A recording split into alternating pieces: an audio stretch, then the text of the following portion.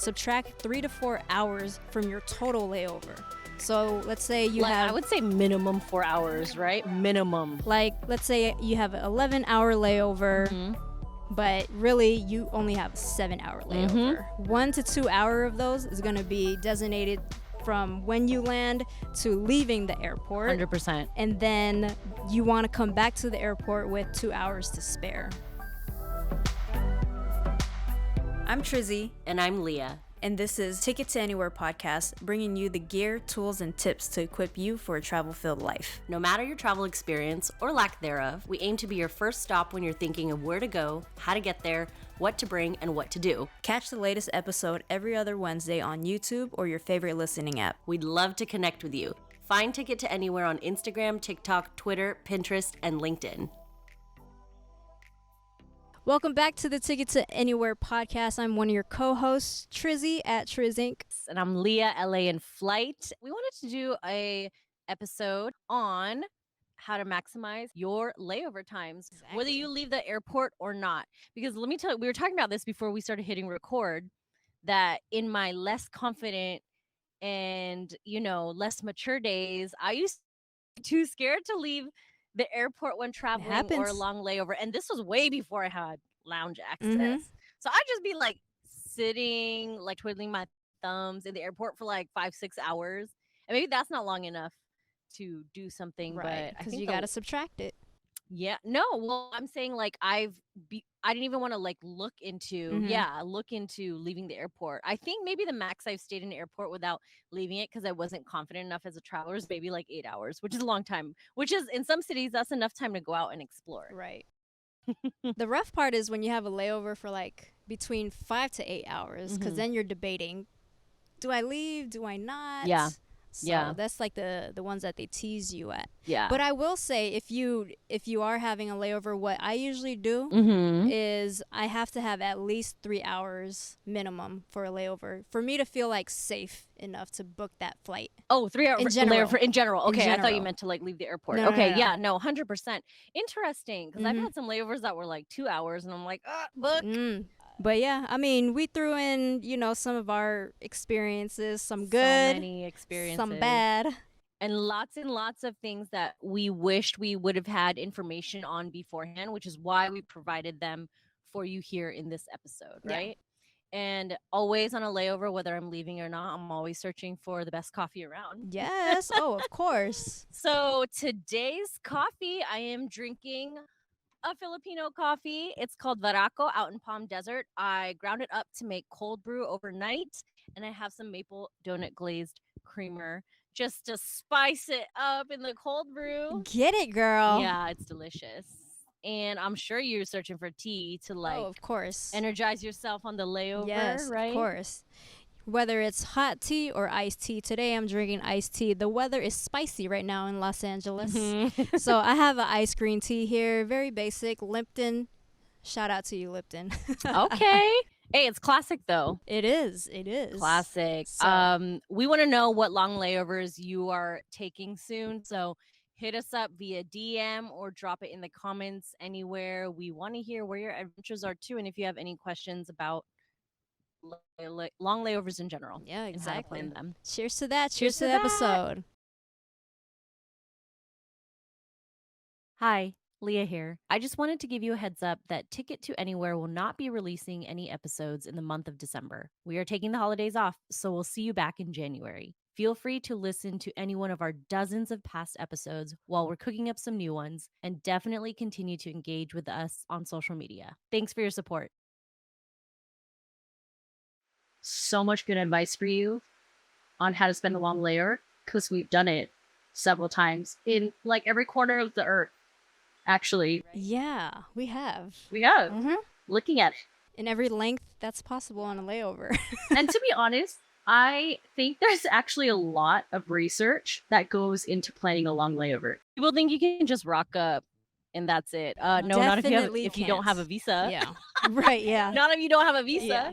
So first off, let's go through some of the steps that you can use in pre-flight or research. Say you have a long layover, whether it's 6 hours, whether it's 23 hours. This is the episode for you. Yes. So first and foremost, check the visa.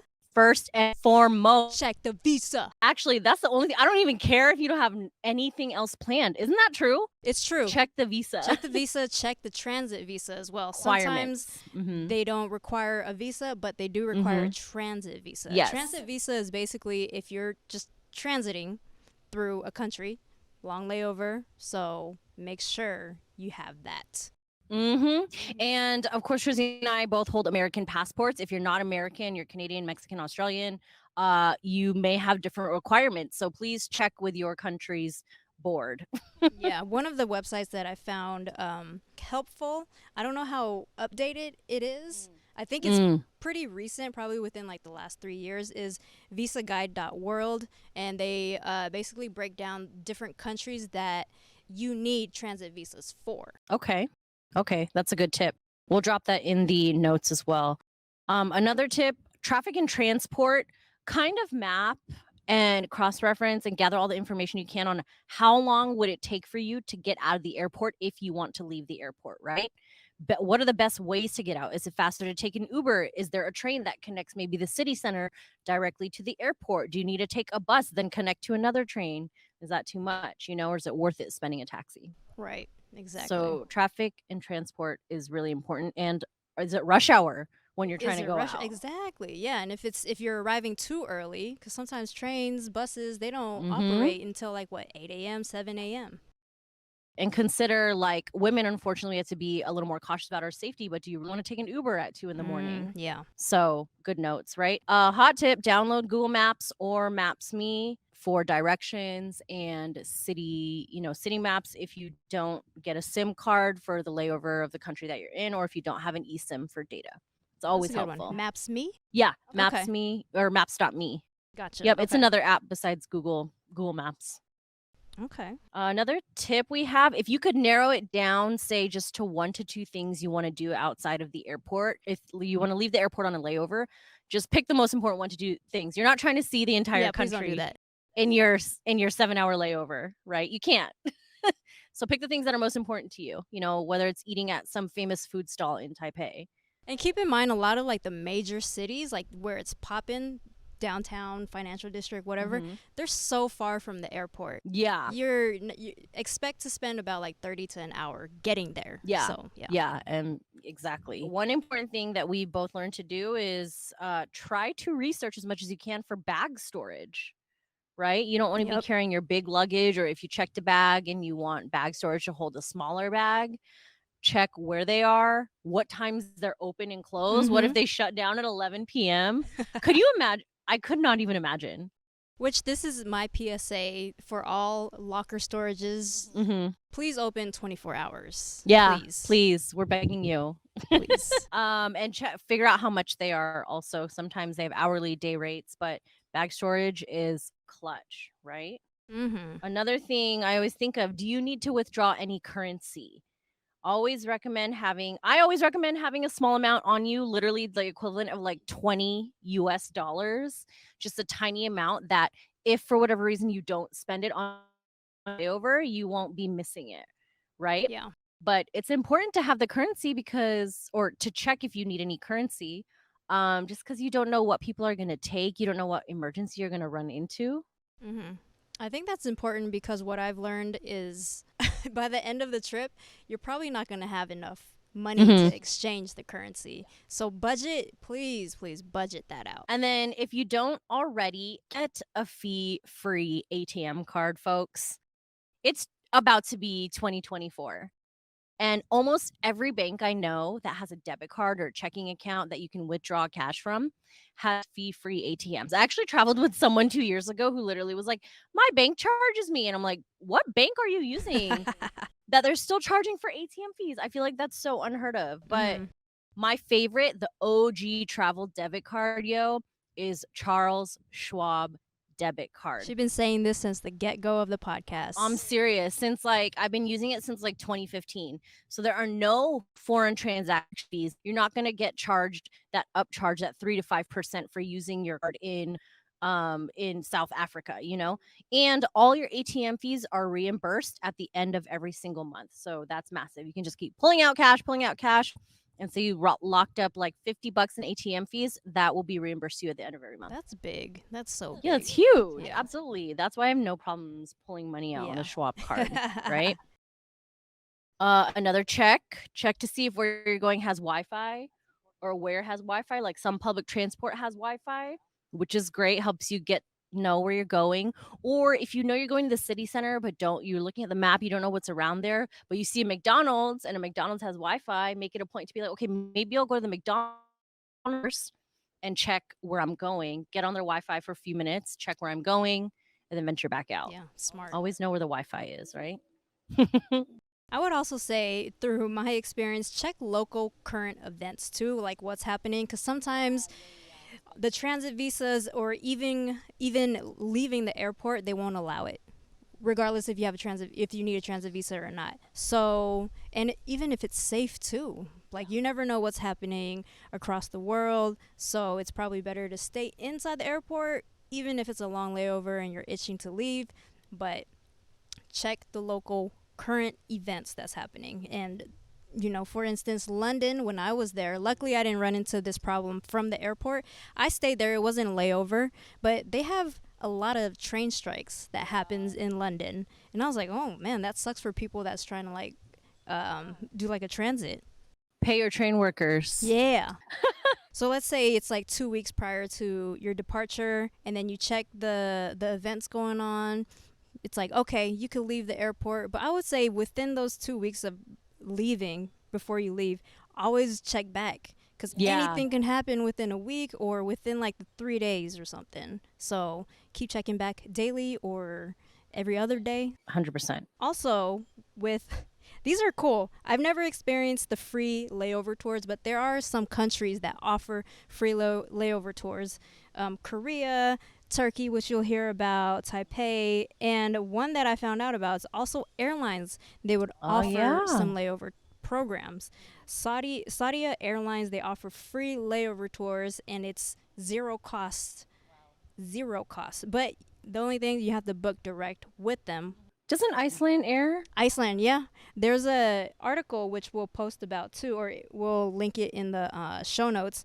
Thetravel.com. It's an article about airlines that offer free stopovers. Iceland has something, or cool. Iceland Air. And it's like Turkish Air, yeah. Portugal and a whole bunch of other places on that article. So if you are not wanting to leave or you can't leave, you're looking into the airport hotels. There are a lot of airports that offer them, but they're really, really expensive. So yeah, and they're not always the greatest.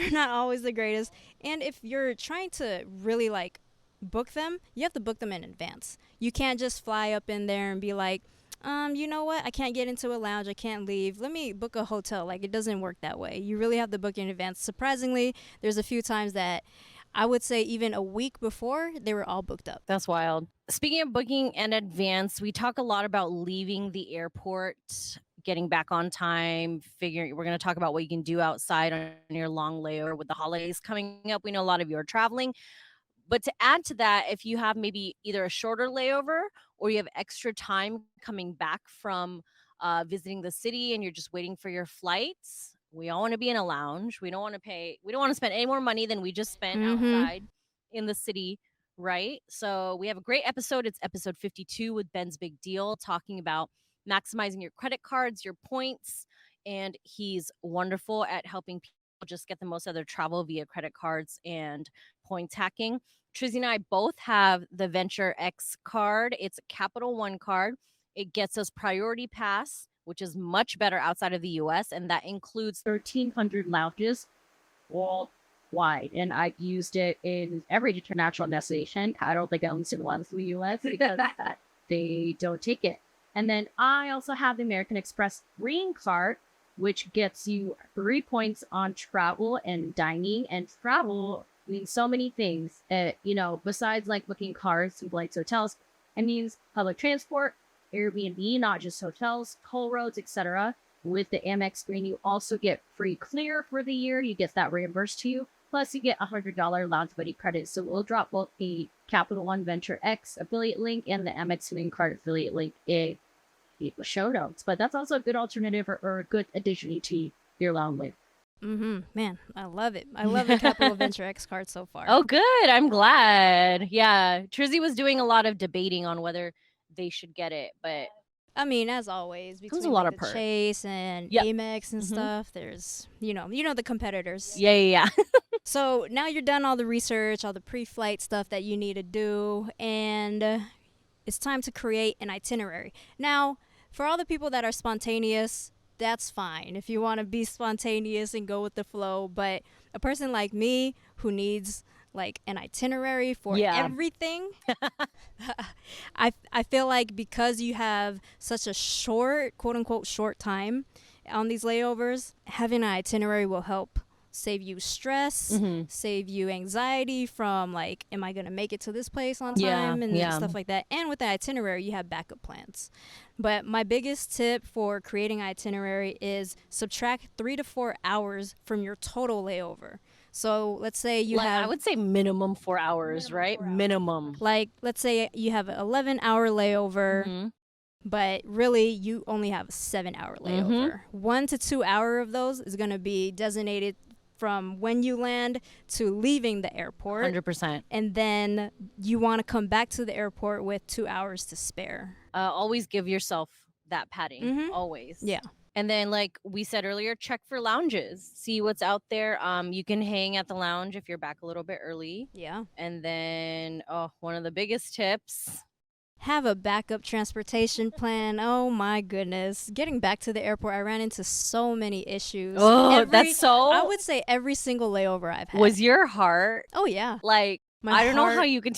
My stomach was like oh no, around my chest and stuff. It was just so bad. And like having backups means, are you literally ready to pay $80 to get back via taxi? That's basically what happened to me. Because you're gonna have to, otherwise miss your flight to the next country. I know. The backup is just always Uber or a taxi. 100%. Or actually, I would say taxi. Uber could be a little bit cheaper. And it depends on what country you're in, exactly. right? I had a 7-hour layover in Hong Kong. It was short. I felt like I could have spent more time there. There's tons of things to do. But because it was only 7 hour, I was able to find an island that was really close. It's called the Lantau Island. And it was only a 10-minute taxi ride there. That involved the Crystal Cabin cable car ride up to... the Tianjin Buddha, Big Buddha, to visit the Nongping village. We also have an episode, a 7-hour layover episode that breaks down a lot of the itineraries, all the stuff that I specifically did in Hong Kong, so check that out. But if you do have a longer layover and you can get to the city, one thing that I suggest to check out is the Victoria Peak tram. And it's just a tram that brings you up to a viewpoint. You see Hong Kong and the beauty of it. You can see sunset. You can see sunrise. And the cost for that round trip, and depending on if you want the combo to check out like the roof terrace or not, is 12 to 20 USD dollars. And it departs from Garden Row. It's like one of the central areas in Hong Kong. Okay. So that is my short layover in Hong Kong. It is one of our most popular episodes, so check it out if you want to know how Trizzy did her 7-hour layover in Hong Kong, episode 43, anywhere you listen, and also on YouTube. You could watch how she did it. And sometimes on these layovers, you can't leave the airport, which happened to me in Qatar. I had a 15-hour layover, and my transit visa was suspended due to the World Cup. I know. That's so crazy that you were there during the World Cup. World I wish Cup you could 2022. So it wasn't like super bad. I know when you hear 15-hour layover stuck in an airport, it's very dreading. Yeah. But Doha Airport, which is the airport you land in for Qatar, is the top ranked airport. And this is why. Let me break it down. Lots of amenities for you guys. There's lounges. So if you can't make it to one, there's other options you could go to. They have hotels there. They have showers. They have massages. They have a fitness center with pool. They have shops. They have tons of food. They have a garden that's pretty new. I think it just opened when we got there in November 2022. Oh, what? Yeah. And it's inspired by like Singapore, how Singapore looks like. And that area you could rest in. It's like nature, but inside.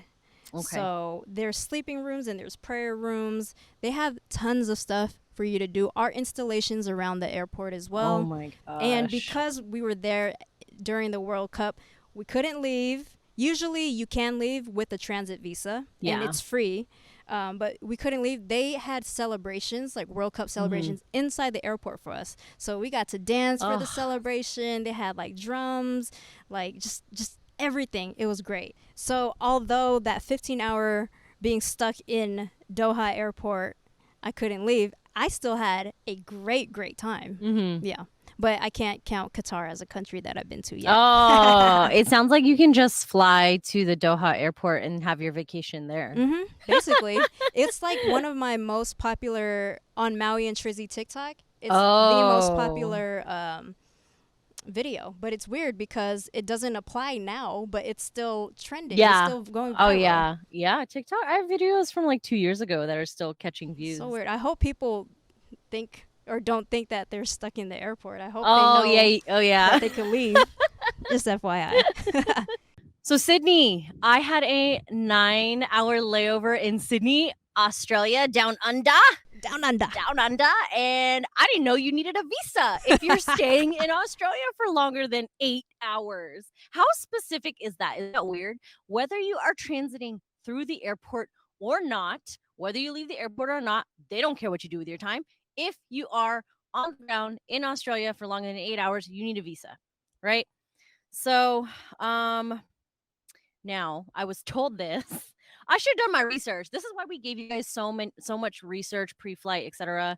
I was told this once I got to my Qantas gate check-in counter at LAX in the international terminal. There was one visa that I was pushed to get by the gate agent for my flight. Is called the ETA, Electronic Travel Authority. It allows you to enter and leave Australia as many times as you want in a 12-month period. And each time you can stay for up to 3 months. There's no charge for that visa, but you do have to apply through the Australian ETA app. And that costs 20 Australian dollars or 15 US dollars. So when I booked my flights to Bali, this was on the way to Bali, I had both Sydney, Australia layovers each way. And the first layover there was 9 hours in total. The layover coming back was about 6 hours. So I knew I was going to leave the airport on the first one. On the second, I knew I was going to stay in and enjoy the lounges. So quick little story about getting this visa. I rock up to the Qantas counter at LAX and he's like, okay, great. Where's your visa? And I'm like, what do you mean? I don't need a visa for Australia. And he's like, yes, you do, especially because your layover is too long. And I was like, oh my God, freaking out. And of course, me being like trying to be the smart traveler, I got to the checkout counter 5 hours early. 5 hours early, not 3 hours. I got there 5 hours early. So I was actually one of the first in line and huge line started forming behind me. And I was freaking out. And I'm like, oh my God. He's like, he was trying to be calm. He's like, just move to the side for a few minutes, apply for the visa and come back when you're ready. You can jump back in line. And I'm like, well, how long does it take to get approved? And he's like, anywhere from 2 to 24 hours. I'm like, homie, I leave in 5 hours. So I step aside, apply through everything. Luckily, everything's working. Everything's smooth. I had all my information, pay the 15 US dollars, praise baby Jesus and Buddha and whoever you want to pray to. I was approved in 10 minutes. So I jump back in line, show homie my visa. Cool, approved, done. On my way to Australia we go. So when I get there, I had to lock up my bag in bag storage. They had it in the Sydney airport. That's fine. I took a taxi just to get out to this cute little brunch place. I had a great old grand time by myself for like 2 hours. Enjoy. It was Sunday brunch time. So it was popping. It was popping. There were people everywhere. I had my glass of rosé, had my yummy meal, enjoyed the Sydney sun. Even though it was winter, it was still sunny. I brought the sunshine from California. And then after my lovely 2-hour brunch, I just took a taxi or an Uber back to the Sydney airport. I think I maybe had like 30 minutes to pop into the lounge. It was called the House, the lounge that I went into, and like grabbed a coffee, grabbed another little cheeky bev, and then I was on my way to Bali. Cheeky bev. And that was it. It was actually super easy besides not knowing the fact that I needed a visa beforehand, which could have been easily prevented if I had just like Googled, you know. But other than that, it was awesome. So I spent a 12-hour layover in Paris coming back from Egypt. and I had a public transportation problem, a big one. This is why you need a backup plan. Even though you think you have everything in place, nah, you need a backup plan. But before we get into that, it takes about 30 minutes train ride from Charles de Gaulle to get to the city, like where it's poppin'. We were able to find a locker storage, not near the airport. There is one in the airport, but we weren't in that terminal, and it was inconvenient for us to get there, drop it off. So what we did was we found one in the Gare du Nord stop. Very difficult to find. We probably spent like 30 minutes trying to find it. The signs were just terribly placed. Even the English signs, the logos, the symbols, whatever, because their level 1 is like a level 0 or something. Yeah. So we were confused every time we asked somebody for help. They're like, it's level whatever, I forgot. But it was confusing. But we did find one. It's a huge locker storage. And depending on the size of lockers you want to get, it could range from like $6 to $10 for 24 hours. So very affordable, I would say. We bought a large one because we had our big backpacks. We were able to, visit the Basilica of the Sacred Heart, Eiffel Tower, Arc de Triomphe, outside of the Louvre, where we took amazing photos. I went from pyramids in Giza to pyramids in Paris. We checked out the Tuileries Garden, which is by the Louvre as well. Everything was walking distance after we got off the train. Got lunch at a cute cafe by the Eiffel Tower, and it was great. Everything was great, right? Although it was rainy, it was great. However, when it was time to get back to the airport, this is where we ran into the problem. The trains were stuck somewhere. Everything was delayed for an hour or something. I don't know where they were stuck. It was so annoying. I was like, can you imagine? So it was hard because they kept saying like, oh, it's only 3-minute delay. And then the next person we asked after 15 minutes of waiting, oh, it's like 30 minutes delayed. And then another 15 minutes of waiting. So we were running out of time. We were like, we got to get an Uber. We got to get out of here. And we had to walk really far to find where the Uber pickup was. So we found one, got to the airport, my heart beating fast, $70 one way. Okay, so with how much time to spare? We were looking at 15 minutes to board. No! 15 minutes, 1-5. Yeah. I'd be like, you know what? I'm just gonna get like. Were you running? Yeah, we were literally running, and they were already like starting to line That's up scary, to yeah. board. I know some of you travelers out there are like, easy. No. I would be. Not for a person like us, people like us. No. So that's why I always have a backup plan. Maybe if you don't want to even think about finding the train route, where to pick up, just Uber it. Just have that in your itinerary already. We don't want to make it sound like every layover we've experienced problems. That's not. We don't want to tell you every layover is going to be problems. We're just trying to help you have backup plans and whatnot. But I will say I did have a 13.5 layover in Istanbul, Turkey, on my way to and from South Africa. I flew to Cape Town. So on my way there, my layover was 13 hours. And I was like, I had heard Turkish Airlines, whom I was flying with, gives out free tours. And so I went to go check it. And if they don't have a tour time during when you're available, they give out free hotel nights. Hotel nights I cannot confirm. But the free tour, I looked into it and it still looked legit. It still looked like it was operating. This was in January of 2023. So pretty recent. And I did all my research. I'm like, okay, I'm going to do this. First and foremost, you do need a visa for Turkey. If you're an American, you need a visa for Turkey. It's an e-visa, super easy. It can be filled out online. I filled mine out exactly 1 week before I knew I was going to need it, just to be safe with the timing. It gave me 90 days and it cost $50 US. So usually something as important as a visa, I will have printed out paper copies, and I printed out a paper copy just in case. I also screenshotted the papers and took the documents and emailed them to myself just to have different copies, and I had it ready to go when I was ready to leave immigration. But when they called me up, they scanned my passport and they're like, okay, pass through. So they didn't actually need my paper copy. I went through all this trouble of printing it. But I think because it's an e-visa, that visa application and like visa approval is already tacked onto your passport number. So, bring paper copies anyway, just to be safe. But I have an entire reel that I created on exactly where to find the Turkish Airlines free tour counter right when you exit immigration at the Istanbul airport. So I'll link it and we'll show it here because it's very, very detailed and it's quite confusing, unfortunately. But you get a free city tour out of it. And the city tour is 6 hours long. You can only do it at certain times of the day. So it'll take off at like 9 a.m., 12 p.m., 4 p.m., 7 p.m. that type of timing. It includes transport to and from the city. It includes a meal and it includes a walking city tour as well. And I thought it was going to be like one of those sprinter vans, like taking 10 people at a time.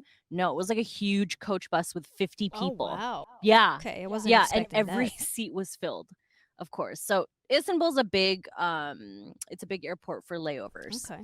So totally worth it to hit all the hot spots. It took us straight into the center of the city and I saw all the beautiful monuments. I had never been to Turkey nor Istanbul before, so it was perfect to spend a few hours walking around. I got, like little cafecitos. I got to go through the souvenir shops and it was honestly an incredible experience.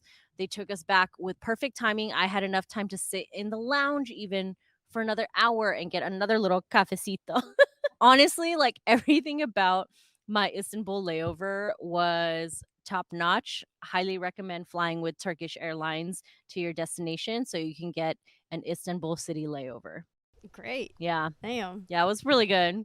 She Can't got to- complain. yeah, these free layovers, they do the job for you. Sometimes they'll handle like the visas and stuff like that too. Oh. Like I know the Saudi Airlines, they said they handled like the visas, any necessary visas. Yeah. That's so nice. Like Turkish Airlines didn't handle our visas, but the visa process with Turkey was so easy and it was all digital. I was like, oh, this is how every country should be. It's so easy. On all of my layovers, I've had to create my own itinerary and break it down. I can't wait till you get one where there's like I can't a wait guided either. tour and like everything's done. I cannot wait either.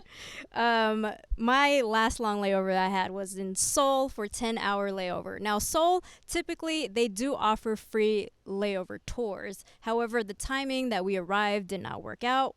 So we couldn't do it. And it was like another itinerary that I had to create, or Maui and I had to create. We were coming back from Bali, going back to LAX. So a 10-hour layover there. A lovely city to visit, and I'm glad we did get to stop there. So we booked a bus to the city, which was a 1-hour drive. It's $13 one way. When you're about to exit the airport, there is a counter that you could purchase the one-way ticket, or I'm not sure if they offered round trip or not. We would have taken the round trip, but I think we were coming from a different area than where we were getting dropped off at. So the only place that we were able to visit was the Gyeongbokgung Palace, and the entrance fee of that was $2.50 per person, like 3,000 won. And if you have the time and energy to do this, you could rent a hanbok, which is the traditional Korean outfits. You could rent one next door to the palace, and you'll get free entrance in there. We didn't. We just wanted to get in and out. But that palace is huge. We spent probably 2 hours there. So after that, there was other places that we walked to, and then we got hungry. But here's the thing. You have to check certain countries. They have siesta hours. So we were hungry. I was full of allergies. And everything was closed. It was hard to find a place that was open. I was getting there. You know, I usually don't get hangry, but I was getting hangry. So check the country that you have a layover in, and the hours. Sometimes they do have like the afternoon breaks where things aren't open, food places weren't open. Luckily, we found a Korean barbecue place that was open, but it was like a luxury Korean barbecue place, so we spent a lot of money on that. But the place was great. I mean, the meat was good, the service was good. I wish I remembered the place's name. And then on top of that, we couldn't find our bus getting back to the airport. So another frantic public transportation moment. So we didn't have cash. So this because it was the end of the trip, we did not have any remaining cash left to trade in currency. And one of the ways to pay for bus fares is cash, or they call it T-money fares, which is kind of like their tap card. And it's not like London or England where you could just tap your Visa and you're going on this train. No, you have a specific card that you have to buy, load money in. So we couldn't find a mini mart that was doing it because, one, siesta, things were closed.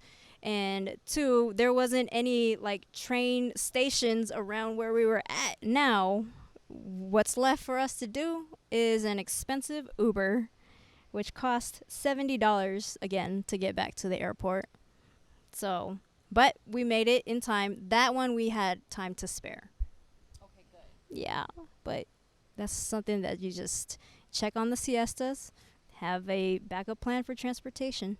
But we were in Bali, we were exhausted, we were tired, and we were kind of just did a crappy job of of the logistics part.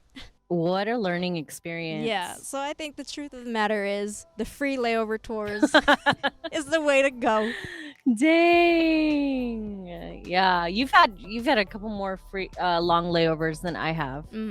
But, we're here to make the mistakes for y'all so you can go out there and try not to make them, especially after this episode. Yeah. But I feel like this episode came at the perfect timing for those traveling through the holidays. Yeah. Before and after.